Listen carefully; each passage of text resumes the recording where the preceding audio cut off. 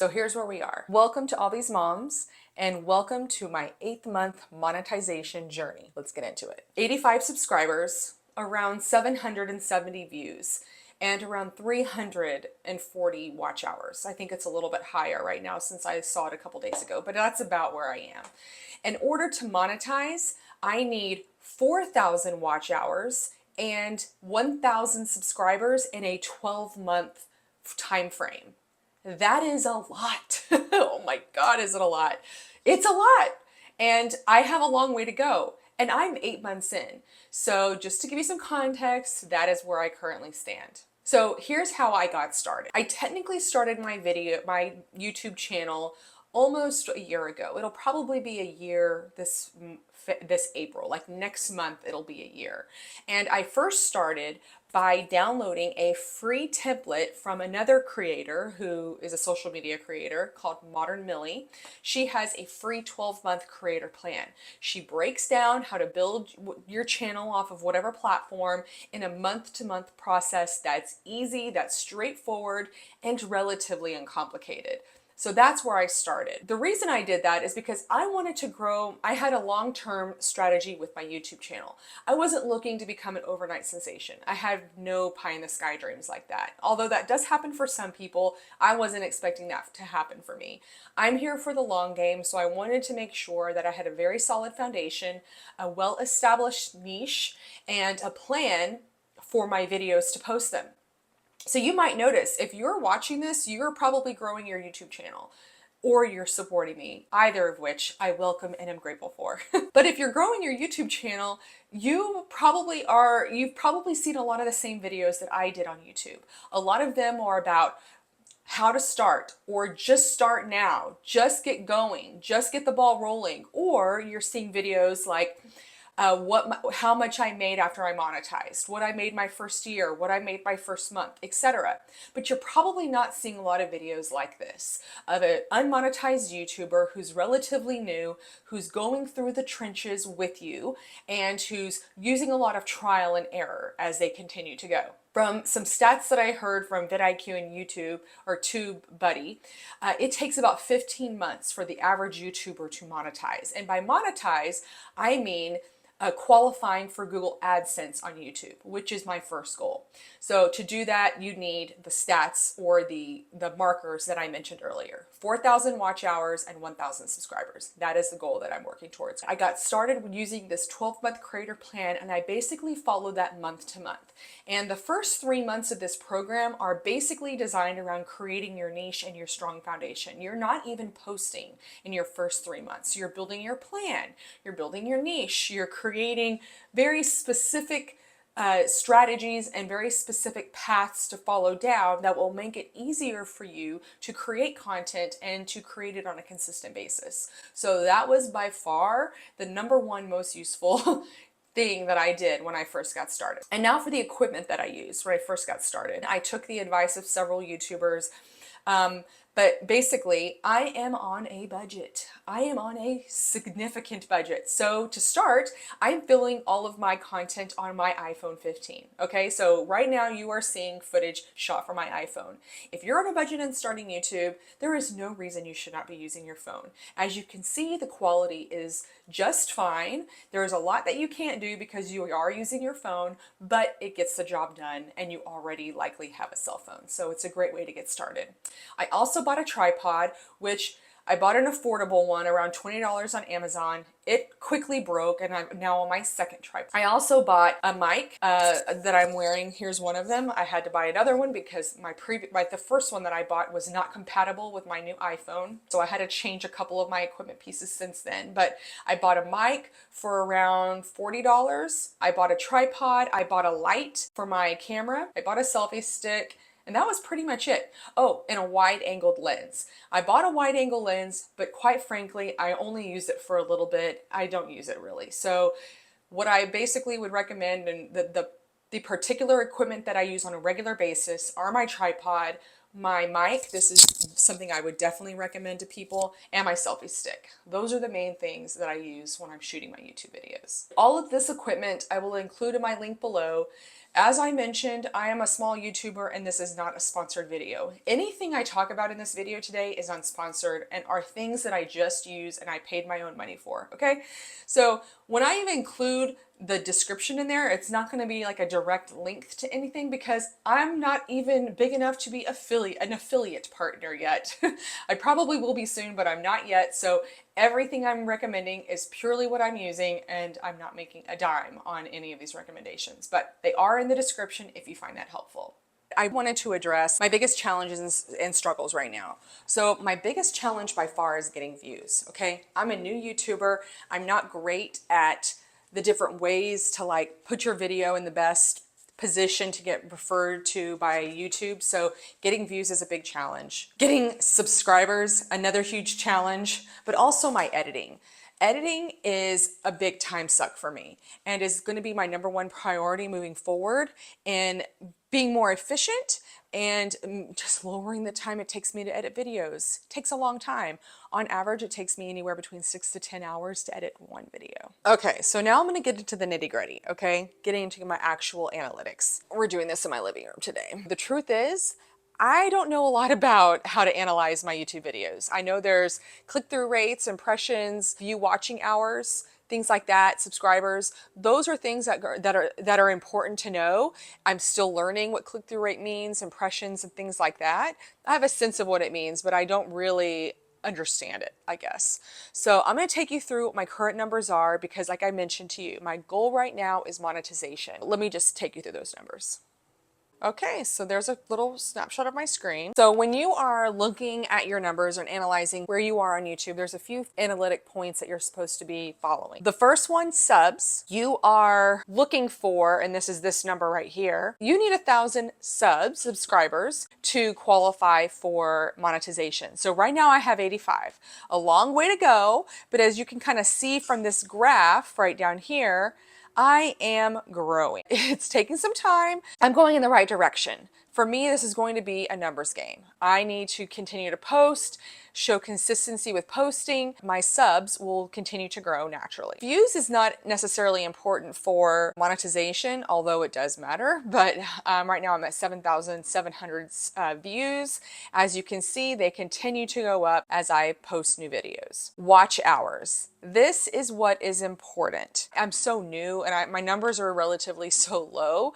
I honestly have no idea what I'm gonna hit first. Like if I'm gonna hit my subs milestone or my view hours first. I don't know. It's too soon to tell. But I have a feeling getting the watch hours is going to be the hardest because you need people to stay on your channel to watch your video as long as possible to get this number to go up.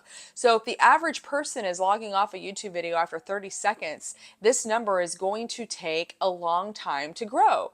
So making longer videos, doing things like that are going to help you get this number up there. But at the end of the day, you need to make videos that make sense for your audience and for the people that you are making YouTube for. This is a scary number for me, quite frankly, and it's the number that gives me the most anxiety. However, I try not to spend too much time worrying about it. It is what it is. But those are my analytics. As I scroll down, you can kind of it gives you a little breakdown on your average video duration per video, also average views. You can see from my numbers, the average person is only staying on my videos for about 2 or 3 minutes. One of my current videos that I just posted about a makeup tutorial, which isn't really even in my niche, kind of is, but it's a little bit of a stretch, got the highest retention. Mostly people are logging off pretty quickly, unfortunately. So that is going to have to be something that I work on as I start to better develop my skills in storytelling and producing high quality videos that people want to watch. Now let's jump into the resources that I had been using, that I was paying monthly subscriptions for, that I no longer use. One of the first ones that I purchased that I saw on a YouTube channel that a YouTube creator highly recommended, TubeBuddy. TubeBuddy is a independent, basically an AI site. It has lots of AI tools, title generation, a title generator, suggested shorts, a thumbnail analyzer, things like that. I had TubeBuddy for several months, probably about 3 or 4 months. I stopped using it. The main reason I stopped using it wasn't the cost. The cost was about $10 a month, something like that. It was pretty reasonable. But I stopped using it because I found the website to be too difficult to use. It wasn't very user-friendly. And I'm, like I told you, an underskilled person when it comes to doing stuff like this. Like, I'm learning how to do this all as I go. So I didn't feel comfortable navigating the website. I didn't feel like I was either, I either felt like I didn't know how to use the AI tools that it provided, or that they didn't provide enough for my money. Either way, I wasn't getting the most value out of the site. I didn't feel like there was a ton of support on that too. I saw a couple of YouTube videos that they sponsor, that they produce within their team internally to kind of help work through a couple things, and I still did not find it that helpful. So maybe TubeBuddy is useful for somebody who already has a lot of these editing skill sets and maybe already has a sense of what they're doing with YouTube. Maybe they're getting a lot more out of it, but for a new person, it wasn't that helpful. The other one that I stopped using, that I only used for a month, is Gling. I heard about Gling on another creator's page, and this particular creator recommended it as a way to save time in editing your videos, which is a huge priority of mine. So when I heard that, I jumped right on it. When I go to the site, first of all, the site for me was very not user-friendly. I found it to be a big struggle even just navigating it. Even just like, you can probably see it now, going to features, it's like the feature section it's just not that user-friendly. One of the things that really appealed to me about Gling, hearing it from this particular creator, was that upload your raw A footage, it'll do a rough cut of your A-roll, and then it will transcribe your A-roll footage dialogue, and then you can upload your transcribed dialogue into ChatGPT, do your B-roll shot list. So that was very appealing to me when I first heard about it. The time it took for me to navigate the Gling website, to figure out how to do all the little things, ended up taking way more time than I expected, and I just decided, I don't have time for this. I'm just going to go back to the old way, so I canceled Gling. The other thing that I canceled, but I actually didn't cancel this, I only downgraded my subscription, was an Artist.io. Artist.io is a site that I still use and I really like. What I use them for, and what I actually wanted help with in the very beginning when I originally downloaded them, was not only music that I could easily use as background music in my videos, but I also wanted some like B-roll shots, some shots that were shots that I hadn't filmed, but that I could just pull from a library and use them as needed in my videos. I was paying for the premium subscription, which was about $30, something like that, $35.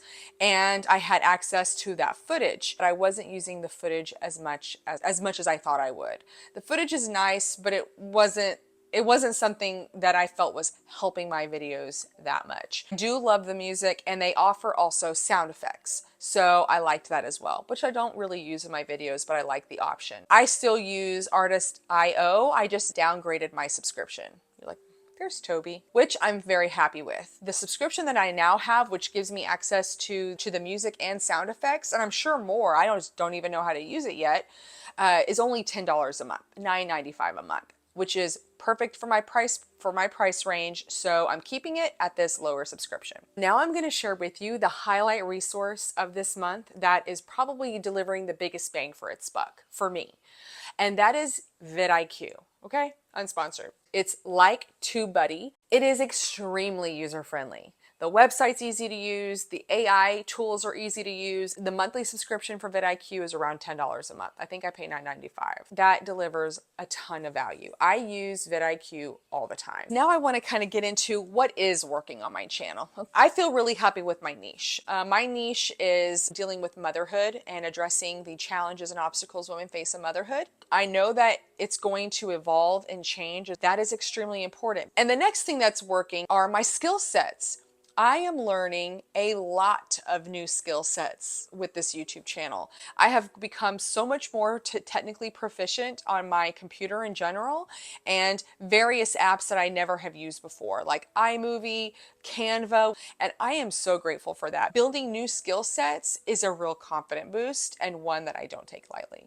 Moving on forward, thinking about the future, where am I going from here? Things that I'm working on overcoming or problems that I would like to solve in the coming month. First one is fine-tuning my SEO research, which is search engine optimization. I have found this to be a struggle. I just feel so passionate about the videos that I want to make, but I know I need to spend more time with my keyword research. The other thing that I want to work on are my systems. I have very limited time, maybe 2 hours a day if I'm lucky, to work on my YouTube channel, and I need to streamline desperately how I do my research, how I make and edit videos. These are all things that I need to work on, and I'm in the process of doing that now. The other thing that I'm hoping to do, which is a lofty goal, is to get 2 to 3 videos ahead in the next month, to get ahead, because right now I am a week by week YouTuber and it is exhausting. The other thing that I'm going to be working on, and that I've already done as of now, is I have hired a vidIQ coach. I really want to fine tune what I'm doing and make things easier. I'm planning on hiring a coach at least 3 months out of the next 6 months. So however that ends up working out, that's my plan. My original goal with YouTube was to monetize within a year. That's, for me, that's in August, which is what April, May, June, July, August, 5 months from now. It is not looking like that is going to happen for me, which I'm totally okay with. A goal that I think is practical, that I definitely want to accomplish, is by monetizing by next December, which is a little less than a year. By my year, to my knowledge, I will have to start from scratch again, which is a daunting thing to think about, how long it's taking me to get 85 subscribers and the view hours that or the watch hours that I have, but it's part of the situation, and I am focused on a long-term strategy here, so I'm trying not to let that bother me. As I wrap up this video, I'm going to leave with some final thoughts. How YouTube has changed my life, which it absolutely has. Surprisingly so, because I am not monetized. I haven't been doing it a year yet. I'm only 8 months in, but it has absolutely changed my life. Why? My new skill sets, that has added to my confidence level and just has given me a boost that I really felt like I needed at this point in my life. Also, it's a creative outlet. This was the #1 reason that I started YouTube. It is so wonderful that I get to have a way to do that and also share it with others. I truly cherish the creative outlet part of this YouTube channel. Also, building a community. It's not one that I really expected to happen, but just seeing the comments that other moms and other people make to my videos. I don't get a ton of comments, which I'm totally fine with, because with the good come the bad, and I'm not excited for that part. But the people that do comment are sharing their stories. That is a wonderful gift, and one that I did not even imagine would hold so much value for me, and it absolutely does. The last thing that I will say is it helped me find my voice. Oftentimes before I started my YouTube channel, for most of my life, I've often felt like I had something to say about a topic or a concept, but I often felt like I never had the right way. Like I never said it the right way. Like I've always kind of felt like I struggled to share my voice or to even have a voice. And with YouTube, I feel like I'm developing that muscle. The happiness, the gratitude, and the satisfaction I feel after posting a video, and one in particular, and I'll link it above, that I felt like I left it all on the field with this topic. And it's a topic I like, especially when it's topics that I'm nervous to make, or I feel a little bit anxious to make, and then I feel like I said my points on it and I put it all out there. I feel so happy and satisfied and joyful in doing that. And it just gives me confidence when I talk to other people that I'm able to I trust myself, and I'm able to work out my thoughts in a way where I leave the conversation feeling less like regret or like I said something I didn't mean. I'm now feeling like I'm doing that a lot less, and that makes me so proud. And leaving this video now is this channel that I created, All These Moms, is a channel that I built to establish a community where moms can share their stories about the harder issues and obstacles we face in motherhood, dealing with career, our relationships from marriage to friendships and the financial part of motherhood, and the personal like self-care part of motherhood, which for a lot of mothers is a big challenge. And so I created this channel with the intention of having a safe space to work out these kinds of difficult concepts. And I really hope that's what it does for people. So if that speaks to you and you like those kinds of videos, please like and subscribe to this channel, because that is what this channel 80% of the time is about empowering, helping to support mothers in motherhood. So thank you for watching this far if you have, and I'll see you in the next video.